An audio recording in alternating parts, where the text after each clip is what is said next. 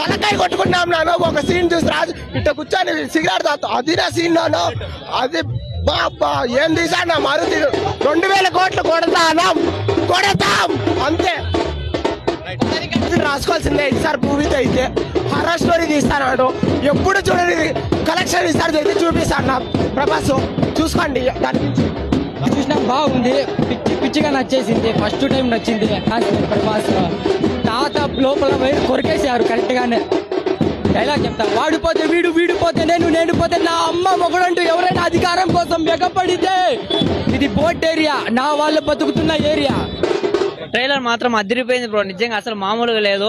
Prabhas looks కానీ ఆ visuals కానీ వేరే లెవెల్లో ఉంటాయి. ఒక సీన్ వస్తుంది క్రోకోడైల్ పైన ఇట్లా, అదే ఆ సీన్ ఆ షాట్ మాత్రం వేరే లెవెల్లో తీసినాడు.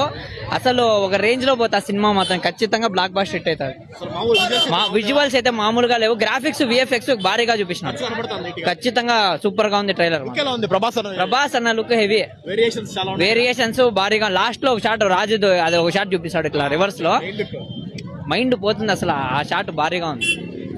ట్రైలరే ఇంతుందంటే బాస్, సినిమా మాత్రం చెప్పనవసరమేలా. అదిరిపోయింది. ఆ దయ్యాలనే భయపెట్టడానికి రాజాసాబ్ రాక్షసుడిలో వస్తున్నాడు. బొమ్మ దద్దరెళ్ళిపోద్ది. అస్సలు మాస్ మొత్తం మైండ్ పోతుంది. అదిరిపోయింది బ్రో, లాస్ట్ లో మాత్రం మైండ్ పోతుంది. ప్రభాస్ అన్న తిరిగిపోతాడు అంతే.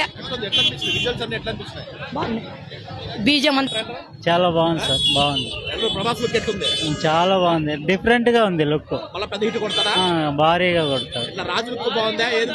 రాజు లుక్కే బాగుంది బ్రో. సూపర్ బ్రో, బాగుంది ట్రైలర్ అయితే. మొత్తం అరుపులు గందరంగంలో ఉంది. ఏదో బ్యాక్గ్రౌండ్ కోర్ అయితే బాగా కొట్టినాడు తమన్. మొత్తానికి ఏదో లోపల బలంగానే పెట్టినాడు బ్రో. యూట్యూబ్ లో చూడాలి ఇంకోసారి.